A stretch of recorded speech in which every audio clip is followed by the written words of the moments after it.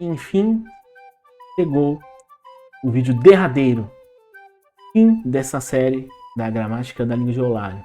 E vamos falar basicamente sobre colocação dos pronomes e um aspecto sobre o uso de pre e pro, esse prefixo tão comum no nosso vocabulário.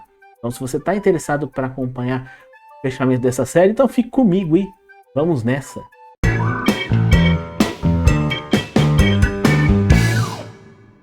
E aí pessoal, beleza? Aqui é o Bruno, então vamos logo começar esse último vídeo da gramática da língua de Eulália. Então deixa eu começar a falar desse assunto mais rápido, que é o uso dos prefixos pre, per e pro.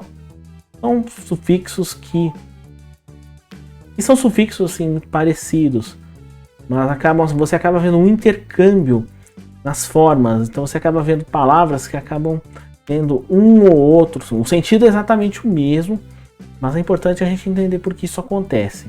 É porque o português herdou do latim esses prefixos, o pre, o per e o pro. E isso, por causa disso, muitas palavras acabam sendo escritas em mais de uma versão, ou com um ou com outro, e elas são aceitas pela norma padrão. Isso acontece porque essas partículas não possuem um significado definido, como ocorria no latim, no caso do idioma de origem. Então, quando chegou ao português, então pre, per e pro acabam dando na mesma, tendo o mesmo sentido. No latim, isso não necessariamente acontecia. Então, o que acontece? Você vê algumas palavras com grafias diferentes, assim, porque usam esses prefixos, ou um ou outro, ou é pre, ou é pro, ou é per, mas, na prática, são palavras que, além de ter o mesmo sentido, quando são usadas da mesma forma, elas também são consignadas na norma padrão. Então, o uso, em tese, é livre. Assim, claro que a gente vai acabar usando a forma mais conhecida, mais conveniente, de acordo com a situação de comunicação, a situação de uso que vocês envolvem. Alguns exemplos disso. Perguntar, você é muito comum a gente ter o perguntar, perfumada, prefumada, procurar, precurar, percurar, professora, professora, perfessora, prejudicar, projudicar, perseguir, perseguir. Então, você vê esse intercâmbio de prefixos, mas o sentido de todas essas palavras é exatamente o mesmo. Então, mais uma curiosidade. Então, vamos falar do assunto principal deste último vídeo. E vamos falar um pouco sobre colocação pronominal. Nós já falamos disso no mini curso de gramática, mas aqui o professor Banho traz um aspecto bem interessante. Com relação, no caso, ele usa o pronome oblíquo me e algumas situações de uso. Deixa-me ver isso. Por que você não foi me ver jogar? Uma pergunta. Eu não gosto que me mandem fazer esse tipo de coisa. O que há de comum nessas três situações, esses três períodos? O uso de um pronome oblíquo, que no caso é o me. E o me está sendo utilizado em todos esses casos como sujeito. Mas sujeito de quê? De que verbo? No caso, nesse me, deixa-me, verbo deixar. Nesse caso, do verbo ver, me ver jogar, ver-me jogar. E nesse terceiro caso, de mandar. Mandem-me jogar, me mandem jogar. O porquê disso? Os verbos mandar, fazer, sentir, deixar, ouvir e ver, no é caso dos que foram utilizados aqui, mandar, ver e deixar, eles pedem um objeto direto. E nesse caso, quando a gente fala de objeto direto, então ele pede um pronome oblíquo, que é o caso do me. Enquanto se for um verbo infinitivo, ele pede um sujeito. E por causa disso ele pede um pronome reto. Então, ele não vai pedir me, te, se, mas eu, tu, nós. Então assim, é importante a gente entender essa diferença, até considerando o vídeo anterior e o que a gente vai falar aqui para frente. Então, esses verbos, mandar, sentir, eles pedem objeto direto, enquanto o infinitivo pede sujeito, então pronome reto. Então, por que é importante? Tem uma tese que o Marcos Banho traz, é que o pronome reto ele acaba assumindo uma dupla função. normalmente ele tem função de sujeito. A função, assim, conforme a norma culta, o pronome reto normalmente tem função de sujeito. Agora, no português europeu já não é bem assim.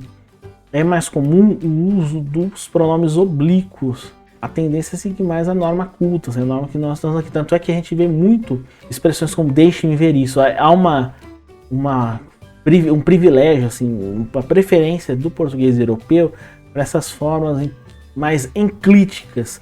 São formas em que você utiliza o pronome oblíquo e esse pronome oblíquo vem depois do verbo.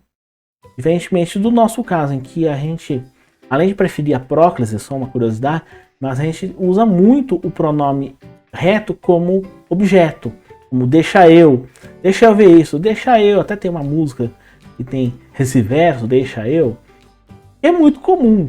Então mesmo que a norma culta não prescreva dessa forma, ela não recomenda o uso de pronome reto como objeto, na prática a gente vê bastante. É importante a gente deixar isso bem ressaltado. Deixa-me ver isso, é mais comum no português europeu, porque a tendência foneticamente é você apagar o objeto, no caso do português brasileiro, enquanto no português europeu a tendência é você apagar o sujeito. Como consequência prática, você usa muito mais os pronomes retos no português do Brasil e muito mais pronomes oblíquos no português europeu. Como por exemplo, quem já foi ver o filme novo do Almodóvar? Eu vi ontem, uma resposta no português do Brasil bem comum, bem esperada. Eu vi ontem. Não fala eu ouvi ontem.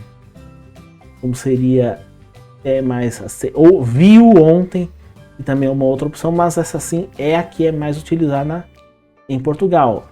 Nós utilizamos mais o pronome reto, eu vi ontem, ainda que você não está conforme a norma padrão, assim, eu o vi ontem ficaria mais de acordo, considerando a norma culta, ou viu ontem, também consignado na norma culta, mas ela é muito mais usual no português europeu.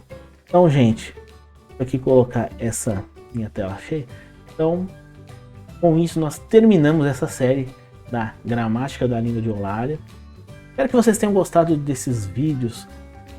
Foram 17 vídeos e 18 contando o vídeo em que eu apresentei o livro. Espero que vocês tenham gostado desse conteúdo.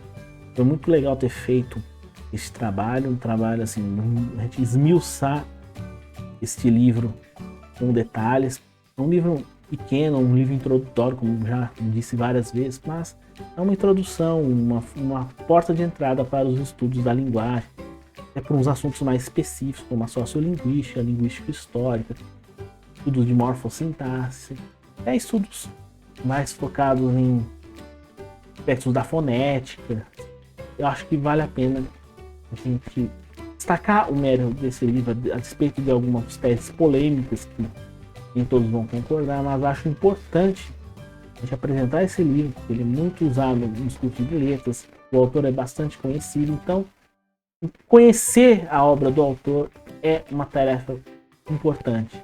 E não só quem quer seguir carreira intelectual, ser um professor universitário, um pesquisador, mas também quem é um educador, professor de português, gosta desses aspectos relacionados ao ensino-aprendizagem de línguas e também aos detalhes mais específicos do estudo da linguagem, estudos históricos, estudos de morfologia, sintaxe, fonologia, fonética, estudos do léxico e tantos outros ramos da linguística trazem, estudos da linguagem trazem para nós.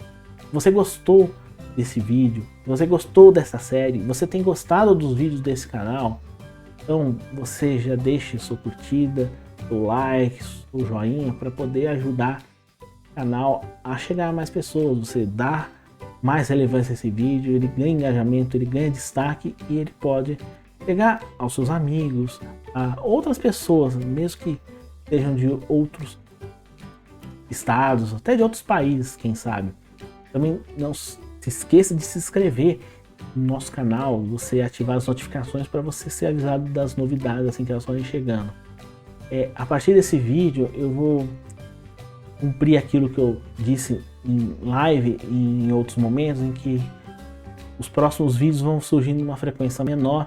Vou procurar reformular o canal, buscar novas informações, estudar melhor como ele funciona e tentar trazer assim, sempre conteúdo mais relevante, fazer com que esse canal possa chegar a mais pessoas, ele seja cada vez melhor, cada vez mais útil, a gente poder, enfim, construir uma comunidade baseada no estudo da língua portuguesa. Então, só quero dizer que não se preocupe se os vídeos forem menos frequentes, talvez 2, 3, 4 vezes no mês, não tem problema, eu não vou desistir do projeto, mas eu preciso reformular algumas coisas até para que ele se torne mais interessante, para que aos poucos ganhe um aspecto mais profissional e possa honrar não somente o conteúdo que eu procuro trabalhar, com que procuro trabalhar mais exatamente, mas também vocês, meu público, que tem me acompanhado durante esses quase 2 anos de trabalho contínuo, produzindo vídeos, falando sobre língua portuguesa e de outros aspectos que circundam esse universo dos estudos da linguagem. Então eu espero ver você de novo no próximo vídeo. Não sei quando exatamente eu vou postar, mas espero ver você de novo quando isso acontecer. Um grande abraço, fique com Deus e muito obrigado e até breve.